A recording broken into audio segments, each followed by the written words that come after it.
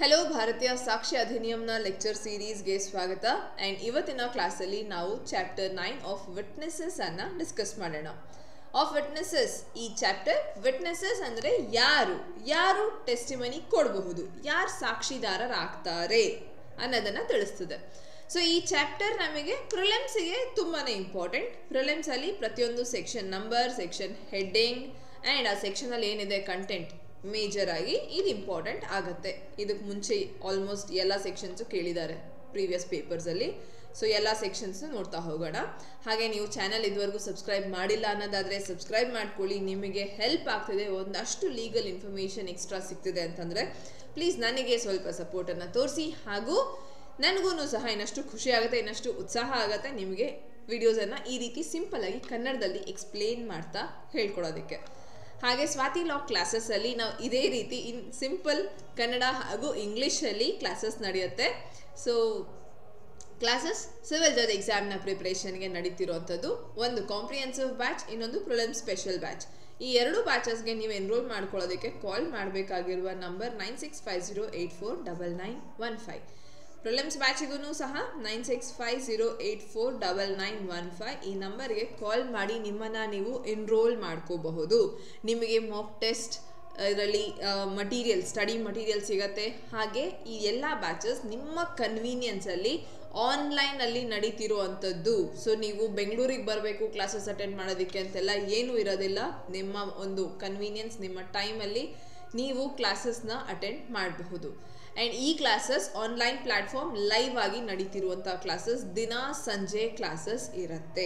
And ಈ ಕ್ಲಾಸಸ್ಸಲ್ಲಿ ನಿಮಗೆ comprehensive batch ಅಂತ ಅಂದರೆ ಪ್ರಿಲಿಮ್ಸ್, ಮೇನ್ಸ್, ಇಂಟರ್ವ್ಯೂ ಎಲ್ಲನೂ ಕವರ್ ಆಗುತ್ತೆ. ಎಕ್ಸಾಮಿಗೆ ಬೇಕಿರುವಂಥ 3 ಸ್ಟೇಜಸ್ಸಿಗೆ ನೀವು ಪ್ರಿಪೇರ್ ಆಗಿರ್ತೀರಿ ಈ ಬ್ಯಾಚಲ್ಲಿ. ಆ್ಯಂಡ್ ಈ ಬ್ಯಾಚ್ ನಿಮಗೆ ನಿಮ್ಮ ಇಂಟರ್ವ್ಯೂ ತನಕನೂ ಪ್ರಾಪರ್ ಕಂಪ್ಲೀಟ್ ಗೈಡೆನ್ಸ್ ಆ್ಯಂಡ್ ಸಪೋರ್ಟನ್ನು ನೀಡ್ತೀವಿ. ಈ ಬ್ಯಾಚಲ್ಲಿ ಮಾಕ್ ಟೆಸ್ಟ್ ಮೇಲೆ, ನಿಮ್ಮ ಜಜ್ಮೆಂಟ್ ರೈಟಿಂಗ್ ಮೇಲೆ ಎಲ್ಲ ಹೆಚ್ಚಿಗೆ ಫೋಕಸ್ ಇರುತ್ತೆ. ನಿಮ್ಮ ಆನ್ಸರ್ ರೈಟಿಂಗ್ಸನ್ನು ಕರೆಕ್ಷನ್ ಮಾಡೋದು, ಪ್ರತಿಯೊಂದು ಫೀಡ್ಬ್ಯಾಕ್ ಕೊಡೋದು ಎಲ್ಲನೂ ಸಹ ನಡೆಯುತ್ತೆ. ಆ್ಯಂಡ್ ಹಾಗೆ ಪ್ರಿಲಿಮ್ ಸ್ಪೆಷಲ್ ಬ್ಯಾಚಲ್ಲಿ ಪ್ರೀವಿಯಸ್ ಇಯರ್ ಕ್ವೆಶನ್ ಪೇಪರ್ಸನ್ನು ಸಾಲ್ವ್ ಮಾಡೋದು, ಅದರ ಆನ್ಸರ್ಸ್ ಕೀಸನ್ನು ಡಿಸ್ಕಸ್ ಮಾಡೋದೂ ಸಹ ನಡೆಯುತ್ತೆ. ಸೊ ಈ ಎಲ್ಲ ಕ್ಲಾಸಸ್ ಲೈವ್ ಆಗಿ ನಡೀತಿರೋವಂಥದ್ದು ಆನ್ಲೈನಲ್ಲಿ. ಅಡ್ಮಿಷನ್ ತೊಗೊಳ್ಳೋದಕ್ಕೆ ನಿಮಗೆ ಡೆಮೋ ಸೆಷನ್ ಬೇಕು ಅಥವಾ ಇನ್ನೇನಾದರೂ ಡೌಟ್ಸನ್ನು ಕೇಳಬೇಕಾದ್ರೆ ನೀವು ಈ ನಂಬರ್ಗೆ ಕಾಲ್ ಮಾಡಿ ನನ್ನನ್ನು ನೀವು ಸಂಪರ್ಕ ಮಾಡಬಹುದು. ಇನ್ನಷ್ಟು ಡೀಟೇಲ್ಸನ್ನು ತಿಳ್ಕೊಬಹುದು ಬ್ಯಾಚ್ ರಿಲೇಟೆಡ್. ವಿಡಿಯೋ ಸ್ಟಾರ್ಟ್ ಮಾಡೋಣ. Chapter 9 of witnesses. ವಿಡಿಯೋಸಲ್ಲಿ ನಿಮಗೆ ತುಂಬ ಇಷ್ಟ ಆಗ್ತಿದೆ ಅಂತ ನೀವು ಕಮೆಂಟ್ ಆ್ಯಂಡ್ ಲೈಕ್ ಶೇರ್ ಮಾಡ್ತಿರೋದು ಖುಷಿ ಆಗುತ್ತೆ. ಸಬ್ಸ್ಕ್ರೈಬ್ ಮಾಡಿ, ಹಾಗೆ ಇನ್ನೂ ಖುಷಿ ಆಗುತ್ತೆ. ಪ್ಲಸ್ ಇದೇನು ನಿಮಗೆ ವಿಡಿಯೋ ಅಲ್ಲಿ ನೋಡ್ತಿದ್ದೀರಿ ಇದನ್ನು ಇನ್ನಷ್ಟು ನಾವು ವಿತ್ ಕೇಸ್ ಲಾಸ್ ಇನ್ನು ಡೀಪಾಗಿ ಪ್ರತಿಯೊಂದು ಕಾನ್ಸೆಪ್ಟ್, ಕೀವರ್ಡ್ಸ್, ಎಸೆನ್ಷಿಯಲ್ಸ್, ಮೇನ್ಸಿಗೆ ಆನ್ಸರ್ ಹೇಗೆ ಬರೀಬೇಕು ಇದನ್ನು ಅಂತ ಎಲ್ಲ ಕ್ಲಾಸಸ್ಸಲ್ಲಿ ಡಿಸ್ಕಸ್ ಮಾಡ್ತೀವಿ. ಸೊ ಈ ರೀತಿ ನಿಮಗೆ ವಿಡಿಯೋಸ್ ಇಷ್ಟ ಆಗ್ತದೆ ಅನ್ನೋದಾದರೆ ಕ್ಲಾಸಸ್ಸಿಗೆ ಎನ್ರೋಲ್ ಆಗಿ. ಹಾಗೆ ನೀವು ಜಡ್ಜ್ ಆಗಬೇಕು ಅಂತ ಅಂದ್ಕೊಂಡಿದ್ದೀರಿ ಅನ್ನೋದು ನಿಮ್ಮ ಕನಸು, ಎಲ್ಲೇ ಒಂದು ಸ್ವಲ್ಪ ಕನಸಿದ್ರೂ ಸಹ, ಅಥವಾ ನಿಮ್ಮ ಫ್ರೆಂಡ್ಸ್ ಫ್ಯಾಮಿಲಿಯಲ್ಲಿ ಯಾರಾದರೂ ಜಡ್ಜ್ ಆಗಬೇಕು ಅಂದ್ಕೊಂಡಿದ್ದಾರೆ, ದೆನ್ ಡೆಫಿನೆಟ್ಲಿ ಅವರಿಗೆ ಈ ವಿಡಿಯೋಸನ್ನು ಶೇರ್ ಮಾಡಿ, ಅವ್ರಿಗೆ ಮಾಹಿತಿನ ಕೊಡಿ ದ್ಯಾಟ್ ಈ ರೀತಿ ಒಂದು ಕ್ಲಾಸಸ್ ನಡೀತಿದೆ. ಈ ಒಂದು ಅವೇರ್ನೆಸ್ ತುಂಬ ಇಂಪಾರ್ಟೆಂಟ್ ಆಗುತ್ತೆ. ಸೊ ಈ ಮಾಹಿತಿನ ಆದಷ್ಟು ಜನರಿಗೆ ತಲುಪಿಸಿ. ಆಫ್ ವಿಟ್ನೆಸಸ್ ಅಂತಂದರೆ section 124, who may testify. First and foremost, ಯಾರು ಸಾಕ್ಷಿದಾರರಾಗಬಹುದು? ಪ್ರತಿಯೊಬ್ಬ ವ್ಯಕ್ತಿನೂ ಸಾಕ್ಷಿದಾರ ಆಗಬಹುದು. General statement, all person shall be competent to testify. All persons ಅನ್ನೋದ ಪ್ರತಿಯೊಬ್ಬರು, unless court consider that they are prevented from understanding the question put to them or from giving rational answers to those questions. So ಎಲ್ಲರೂ testify ಮಾಡಬಹುದು. But ಕೋರ್ಟ್ಗೆ ಅಕಸ್ಮಾತ್ ಅನ್ಸಿದ್ರೆ that ಈ ವ್ಯಕ್ತಿ ಪ್ರಶ್ನೆ ಅರ್ಥ ಮಾಡ್ಕೊಳ್ತಿಲ್ಲ ಅಥವಾ ಅರ್ಥ ಮಾಡ್ಕೊಂಡ್ರೋ ಪ್ರಶ್ನೆಗೆ ಬೇಕಾಗಿರುವಂಥ ಅಗತ್ಯವಾದ ಇನ್ಫಾರ್ಮೇಷನ್, ಆನ್ಸರನ್ನು ಕೊಡೋದಕ್ಕೆ ಸಮರ್ಥನಲ್ಲ ಅಂತಂದರೆ, ಫಾರ್ ಎಕ್ಸಾಂಪಲ್ ಈಗ ಓಲ್ಡ್ ಏಜ್ ಮುದುಕರಾಗಲಿ, ಒಂದು ಚಿಕ್ಕ ಮಕ್ಕಳಾಗಿರಲಿ, ಇವರನ್ನು ನಾವು ಟ್ಯೂಟರ್ಡ್ ವಿಟ್ನೆಸ್, ರಸ್ಟಿಕ್ ಎವಿಡೆನ್ಸ್ ಅಂತಲೂ ಕರಿತೀವಿ. ಏನಕ್ಕಂದರೆ ಇವರಿಗೆ ಫಸ್ಟ್ ಥಿಂಗ್ ಅವರ ಓಲ್ಡ್ ಏಜ್ ಆಗಿರಬಹುದು, ಟೆಂಡರ್ ಇಯರ್ಸ್ ಅಂದರೆ ಚಿಕ್ಕ ಮಕ್ಕಳು, ಆ್ಯಂಡ್ ಡಿಸೀಸ್, ಏನಾದರೂ ಕಾಯಿಲೆ, ಮರುವು, or whether body or mind, ಬಾಡಿಗೆ ಏನಾದರೂ ಕಾಯಿಲೆ ಅಥವಾ ಮೈಂಡ್ ಮರುವು ಈ ಥರ ಏನಾದರೂ ಇರಲಿ, or any other cause of same kind, or ಈ ಥರ ಯಾವುದೇ ಒಂದು ರೀತಿ ಇರುವಂಥ ಕಂಡೀಷನಲ್ಲಿ ಅವರಿಗೆ ನೀವು ಹೇಳ್ತಿರೋ ಪ್ರಶ್ನೆ ಅರ್ಥ ಆಗ್ತಿಲ್ಲ ಅಥವಾ ನೀವು ಬೇಕಾಗಿರುವ ಆನ್ಸರ್ ಏನಿದೆ ಅವರು ಅದನ್ನು ರೇಷನಲ್ ಆನ್ಸರ್ ಕೊಡೋದಕ್ಕೆ ಅವರಿಗೆ ಸಮರ್ಥರಲ್ಲ. ಈ ಎಲ್ಲ ಕಂಡೀಷನಲ್ಲಿ ಅವರನ್ನು ಬಿಟ್ಟು ಬೇರೆ ಪ್ರತಿಯೊಬ್ಬ ವ್ಯಕ್ತಿನೂ ಸಹ ಸಾಕ್ಷಿದಾರನಾಗೋದಕ್ಕೆ ನಮಗೆ ಸಾಕ್ಷಿದಾರನಾಗಬಹುದು under section 124 of your BSA. So because ಒಂದು ಪ್ರಶ್ನೆ ಕೇಳಿದ್ದಾರೆ ಅಂತಂದಾಗ ಅದಕ್ಕೆ ಬೇಕಾಗಿರುವಂಥ ರೇಷನಲ್ ಆನ್ಸರ್ ಅರ್ಥ ಮಾಡಿಕೊಂಡು ಅದಕ್ಕೆ ಆನ್ಸರ್ ಕೊಡೋದು ಇಂಪಾರ್ಟೆಂಟ್ ಆಗುತ್ತೆ. Next 125 witness unable to communicate verbally. ಈ ಸೆಕ್ಷನ್ 119 ಆಗಿತ್ತು ಇಂಡಿಯನ್ ಎವಿಡೆನ್ಸ್ ಆಕ್ಟ್. ಆ್ಯಂಡ್ ಈಗ 125 ವೆರಿ ಇಂಪಾರ್ಟೆಂಟ್ ಸೆಕ್ಷನ್ ಬಿಕಾಸ್ ಈ ಸೆಕ್ಷನ್ ಡಂಬ್ ವಿಟ್ನೆಸ್ ಅನ್ನ ಕವರ್ ಮಾಡುತ್ತೆ. Dumb witness unable to speak, ಮಾತನಾಡೋದಕ್ಕಾಗೋದಿಲ್ಲ, ಮೂಕ ಸಾಕ್ಷಿ, ಇವರನ್ನ ನಾವು ಏನಂತ ಕನ್ಸಿಡರ್ ಮಾಡ್ತೀವಿ? ಇವ್ರು ಕೊಡ್ತಿರುವಂಥ ಸಾಕ್ಷಿನ ನಾವು ಓರಲ್ ಎವಿಡೆನ್ಸ್ ಅಂತ ಕನ್ಸಿಡರ್ ಮಾಡ್ತೀವಿ. Unable to speak may give evidence, ಅವರೂ ಸಹ ಸಾಕ್ಷಿ ಕೊಡಬಹುದು. And shall be deem to be oral evidence, ಅವ್ರು ಕೊಡ್ತಿರುವಂಥ ಸಾಕ್ಷಿ ನಮಗೆ ಓರಲ್ ಎವಿಡೆನ್ಸ್ ಅಂತಾನೆ ಕನ್ಸಿಡರ್ ಮಾಡ್ತೀವಿ. That is very important. ನಮ್ಗೆ ಎರಡು ರೀತಿ witness, oral and documentary. Oral evidence ಏನು ಓದ್ತೀವಿ ಅಲ್ಲಿ ಈ ಸೆಕ್ಷನ್ ರೆಡ್ ವಿತ್ ಸೆಕ್ಷನ್ 119 ಅಂತಾನು ತಗೊಳ್ತೀವಿ. ಏನಕ್ಕೆ ಅಂದರೆ ಬಿಕಾಸ್ ಇವರನ್ನ ನಾವು ಓರಲ್ ಎವಿಡೆನ್ಸ್ ಅಂತಾನೆ ಕನ್ಸಿಡರ್ ಮಾಡ್ತಿರೋದ್ರಿಂದ. Next competency of husband and wife as witness in certain cases.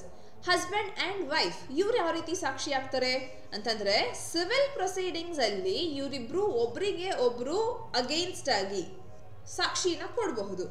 ಅದೇ ಕ್ರಿಮಿನಲ್ ಕೇಸಲ್ಲಿ ಯಾರಾದರೂ ಕೇಸ್ ಹಾಕಿದ್ದಾರೆ ಅಂತ ಅಂದಾಗ ಅವರ ಅಗೇನ್ಸ್ಟ್ ಹಸ್ಬೆಂಡ್ ಆ್ಯಂಡ್ ವೈಫ್ ಒಟ್ಟಿಗೆ ಕಂಪೀಟ್ ಮಾಡಬಹುದು. ಅಂತಂದರೆ ಈ ಕೇಸಲ್ಲಿ ಹಸ್ಬೆಂಡ್ ಆ್ಯಂಡ್ ಎಲ್ಲ ಕೇಸಲ್ಲಿ husband and wife competent witness ಆಗ್ತಾರೆ. ಬಟ್ ಈ ಕೇಸಲ್ಲಿ ಸಿವಿಲ್ ಕೇಸಸಲ್ಲಿ ಹಸ್ಬೆಂಡ್ ಅಗೇನ್ಸ್ಟಲ್ಲಿ ವೈಫ್ ಈ ರೀತಿ ಸಾಕ್ಷಿ ಬರಬಹುದು. ಬಟ್ ಕ್ರಿಮಿನಲ್ ಕೇಸಲ್ಲಿ husband and wife respectively shall be competent witness. Next judges and magistrate, ಇದೂ ಸಹ ಸೆಕ್ಷನ್ ಇಂಪಾರ್ಟೆಂಟ್ ಕೇಳಿದ್ದಾರೆ. ಸೆಕ್ಷನ್ 127 ಜಡ್ಜಸ್ ಆ್ಯಂಡ್ ಮಜಿಸ್ಟ್ರೇಟ್ ಅಂತ ಅಂದಾಗ ಮಜಿಸ್ಟ್ರೇಟ್ ಹಾಗೂ ಜಡ್ಜ್ ಅವರ ಅಫಿಷಿಯಲ್ ಡ್ಯೂಟಿಯಲ್ಲಿ ಅವ್ರು ತಗೊಂಡಿರುವಂಥ ಯಾವುದೇ ನಿರ್ಧಾರ ಆಗಿರಬಹುದು, ಅವರ ಒಂದು ಕಾಂಡಕ್ಟ್ ಏನಿದೆ ಅದನ್ನು ಯಾರೂ ಪ್ರಶ್ನೆ ಮಾಡುವಾಗಿಲ್ಲ. ಸೊ ಆ ಥರ ಏನಾದರೂ ಡೌಟ್ ಇದೆ ಅಂತಂದರೆ ಅವರನ್ನು ಸೀನಿಯರ್ ಅವರ ಒಂದು ಸುಪೀರಿಯರ್ ಕೋರ್ಟ್ ಎಕ್ಸಾಮಿನ್ ಮಾಡುತ್ತೆ. ಬಟ್ ಅವ್ರು ಯಾಕೆ ನಿರ್ಧಾರ ತಗೊಂಡ್ರು, ಯಾಕೆ ಈ ರೀತಿ ಇದು ಮಾಡಿದ್ರು ಅಂತ ಪ್ರಶ್ನೆ ಮಾಡೋದು ಹಾಗಿಲ್ಲ.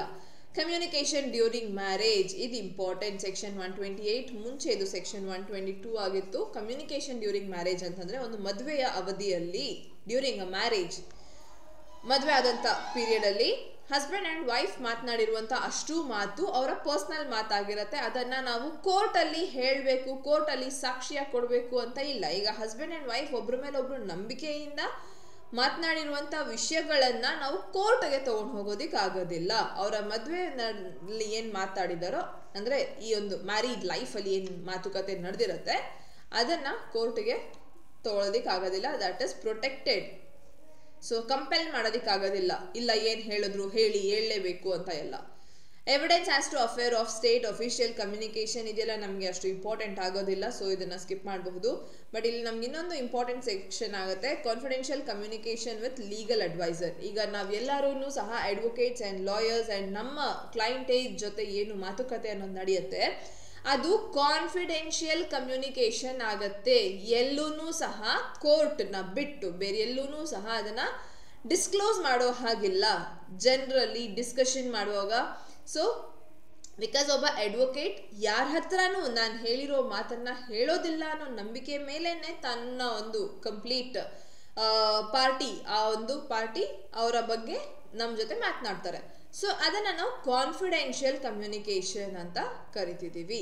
ಸೊ ಇದು ಸೆಕ್ಷನ್ 134 ಇಂಪಾರ್ಟೆಂಟ್. ರಿಕ್ವೈರ್ಡ್ ಏನಿದೆ ಅದನ್ನು ಕೋರ್ಟಲ್ಲಿ ಏನು ಡಿಸ್ಕಷನ್ ನಡೆಯುತ್ತೆ ಅದು ಬಿಟ್ಟು ಕಂಪೆಲ್ ಮಾಡೋದಕ್ಕಾಗೋದಿಲ್ಲ. ಪ್ರತಿಯೊಂದು ಕಮ್ಯುನಿಕೇಷನ್ ಕೋರ್ಟಲ್ಲಿ ಡಿಸ್ಕ್ಲೋಸ್ ಎಲ್ಲೂ ಸಹ ಅಡ್ವೊಕೇಟ್ ಡಿಸ್ಕ್ಲೋಸ್ ಮಾಡೋದಿಲ್ಲ ಅನ್ನೋ ಒಂದು ನಂಬಿಕೆನಲ್ಲೇ ಮಾತನಾಡುವಂಥದ್ದು. ನೆಕ್ಸ್ಟ್ ಈ ಸೆಕ್ಷನ್ ಇಂಪಾರ್ಟೆಂಟ್. ಅದಾದಮೇಲೆ ವಿಟ್ನೆಸ್ ಸೆಕ್ಷನ್ 137 ಇದು important. Witness excused from answering on ground that answer will criminate. Witness accused ಅನ್ನ ನಾವು ಎಕ್ಸ್ಕ್ಯೂಸ್ ಮಾಡ್ತೀವಿ. ದಟ್ ಅಕ್ಯೂಸ್ಡ್ ಹೇಳುವಂಥ ಪ್ರತಿಯೊಂದು ವಿಷಯ ಅವ್ರು ಹೇಳಬೇಕಂತ ಇಲ್ಲ. ಸೆಲ್ಫ್ ಇನ್ಕ್ರಿಮಿನೇಷನ್ ಅವನ್ನ ಕಾನ್ಸ್ಟಿಟ್ಯೂಷನ್ ಪ್ರೊಟೆಕ್ಟ್ ಮಾಡ್ತದೆ. So right again self incrimination, that ಅವನು ತೊಂದರೆ ಆಗತ್ತೆ ಅನ್ನೋ ಮಾತು ಏನಾದರೂ ಇದ್ದಾಗ ಅದನ್ನು ಅವನು ಕೋರ್ಟಲ್ಲಿ ಹೇಳದೆ ಇರಬಹುದು. ಅದನ್ನ ಪತ್ತೆ ಹಚ್ಚೋ ಕೆಲಸ ಪೊಲೀಸರದು, ಅದು ಬೇರೆ. ಬಟ್ ಸಾಕ್ಷಿದಾರರನ್ನ ಈ ತರ ಎಲ್ಲೂ ಪ್ರೊಟೆಕ್ಷನ್ ನೀಡಿಲ್ಲ. ಸಾಕ್ಷಿದಾರನ ನಾವು ಒತ್ತಾಯ ಪಡಿಸಬಹುದು ದಟ್ ಹೇಳಿ ಅಂತ. ಸಾಕ್ಷಿದಾರ ಇಲ್ಲ, ನಾನೇನಾದ್ರೂ ಸಾಕ್ಷಿ ಹೇಳಿದ್ರೆ ನನಗೆ ತೊಂದರೆ ಆಗತ್ತೆ, ನಾನು ಎಕ್ಸ್ಪೋಸ್ ಆಗೋಗ್ತೀನಿ ಅಂತ ನಾನು ಸಾಕ್ಷಿ ಹೇಳಲ್ಲ ಅಂತ ಹೇಳಿದ್ರೆ ಆ ಥರ ಆಗೋದಿಲ್ಲ. ಸಾಕ್ಷಿದಾರನ್ನ ನಾವು ಕಂಪೆಲ್ ಮಾಡಬಹುದು, provided questions to any matter relevant in the civil or criminal proceeding ಎರಡರಲ್ಲೂ ಅಪ್ಲೈ ಆಗುತ್ತೆ. ಅವರನ್ನ ಕ್ರಿಮೇಟ್ ಮಾಡುತ್ತೆ ಅಂತ, limited directly or indirectly to criminate such witness or directly or indirectly to expose such witness to a penalty or forfeiture of any kind. ಅವನಿಗೆ ಪೆನಾಲ್ಟಿನೂ ಹಾಕ್ಬೋದು that ಅವ್ನು ಹೇಳ್ತಿಲ್ಲ ಅನ್ನೋ ಕಾರಣಕ್ಕೆ. That is section 137. ಬಿಕಾಸ್ ವಿಟ್ನೆಸ್ನ ಎಲ್ಲೂ ಪ್ರೊಟೆಕ್ಟ್ ಮಾಡಿಲ್ಲ. ಅಕಂಪ್ಲಿಸ್ ಅಂತಂದ್ರೆ ಒಬ್ಬ ವ್ಯಕ್ತಿ ಗೌರ್ಮೆಂಟ್ ಅಪ್ರೂವರ್ ಆಗೋದಾ ಅಂತ ಏನು ಹೇಳ್ತೀವಿ ಅಂದ್ರೆ, ಈಗ 4 ಜನ ಸೇರಿ ಒಫೆನ್ಸ್ ಮಾಡಿದ್ದಾರೆ, ಅವರಲ್ಲಿ ಒಬ್ಬ ಅಪ್ರೂವರ್ ಆಗೋಗ್ತಾನೆ. ಅಂದ್ರೆ ನಾನು ಒಪ್ಕೊಳ್ತೀನಿ, ನಾನು ಏನು ನಾವು ಮಾಡಿದೀವಿ ಒಫೆನ್ಸ್ನ, ಪ್ಲೀಸ್ ನನಗೆ ಕಮ್ಮಿ ಶಿಕ್ಷೆ ಕೊಡಿ ಅಥವಾ ನನ್ನ ಬಿಡಿ ಅನ್ನೋ ರೀತಿ ಆ ವ್ಯಕ್ತಿ ಅಕಂಪ್ಲಿಸ್ ಆಗಿ ಟರ್ನ್ ಆದ ಅಂತ ಹೇಳ್ತೀವಿ. That is section 138. Accomplice shall be a competent witness against the accused. So ಈ 4 ಜನ ಒಫೆನ್ಸ್ ಮಾಡಿದ್ರು, ಅವರಲ್ಲಿ ಒಬ್ಬ ನಾನು ಸಾಕ್ಷಿ ಒಪ್ಕೊಳ್ಳೋದಕ್ಕೆ ರೆಡಿ ಇದ್ದೀನಿ ಅಂತ ಹೇಳ್ದ ಅಂತ ಅಂದಿದ ತಕ್ಷಣ ಇವನು ಉಳಿದ 3 ಜನರ ಅಗೇನ್ಸ್ಟ್ ಅಲ್ಲಿ ಸಾಕ್ಷಿ ಹೇಳೋದಕ್ಕೆ ಕಾಂಪಿಟೆಂಟ್ ವಿಟ್ನೆಸ್ ಆಗಿರ್ತಾನೆ. And conviction is not illegal if it proceeds upon the corroborated testimony of an accomplice. ಇವ್ರನ್ನ ಹೇಗೆ ನಂಬೋದು ಅಂತಂದ್ರೆ, ಜನರಲ್ ಆಗಿ ಅಕಂಪ್ಲಿಸ್ ಅನ್ನ ನಂಬೋದಿಲ್ಲ. ಯಾಕಂದ್ರೆ ನಮ್ಮ ಜೊತೆನೆ ಇದ್ದು ಮತ್ತೆ ನಮಗೆ ದ್ರೋಹ ಮಾಡ್ತೀಯಾ ಅಂತ ಅಕ್ಯೂಸ್ಡ್ ಹೇಳ್ತೋ ರೀತಿ ಕೋರ್ಟ್ ಹೇಗೆ ನಂಬೋದು? ಅವ್ರ ನಿನ್ನ ಜೊತೆ ಇದ್ದು ಅವರಿಗೆ ಮೋಸ ಮಾಡಿದೆ ಅಂತಂದಾಗ ಕೋರ್ಟ್ಗೆ ನಿಜ ಹೇಳ್ತಿದ್ಯಾ ಅಂತ ಹೇಗೆ ನಂಬೋದು?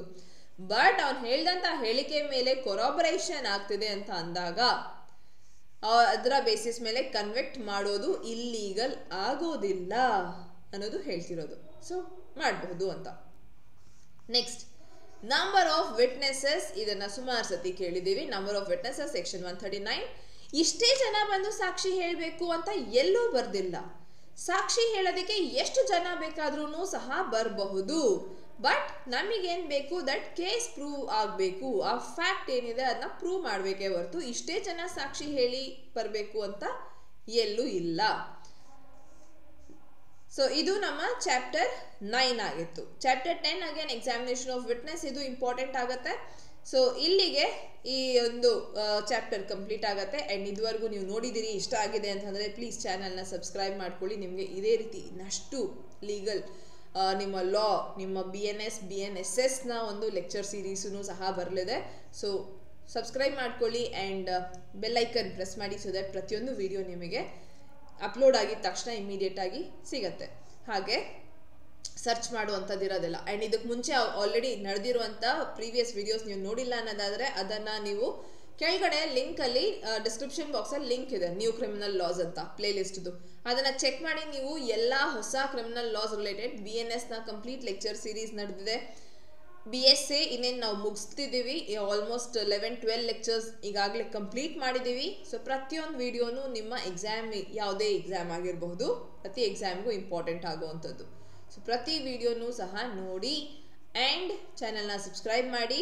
ಹಾಗೆ ಕಾಂಪ್ರಿಹೆನ್ಸಿವ್ ಬ್ಯಾಚ್ ಹಾಗೂ ಪ್ರಿಲಿಮ್ಸ್ ಬ್ಯಾಚಲ್ಲಿ ನೀವು ಅಡ್ಮಿಷನ್ ತೊಗೊಳ್ಬೇಕು ಅಂತಂದಿದ್ರೆ ಡೆಫಿನೆಟ್ಲಿ ಈ ನಂಬರಿಗೆ ಕಾಲ್ ಮಾಡಿ ನಿಮ್ಮನ್ನು ನೀವು ಎನ್ರೋಲ್ ಮಾಡ್ಕೊಳ್ಳಿ. 9650849915 ಈ ನಂಬರ್ ನೆನಪಿರಲಿ. ಆ್ಯಂಡ್ ಈಗಾಗಲೇ ಸಬ್ಸ್ಕ್ರೈಬ್ ಮಾಡಿರುವಂಥವ್ರು, ಈಗಾಗಲೇ ಕ್ಲಾಸಸ್ ಅಟೆಂಡ್ ಮಾಡ್ತಿರೋವಂಥವ್ರಿಗೆ ತುಂಬ ಥ್ಯಾಂಕ್ ಯು.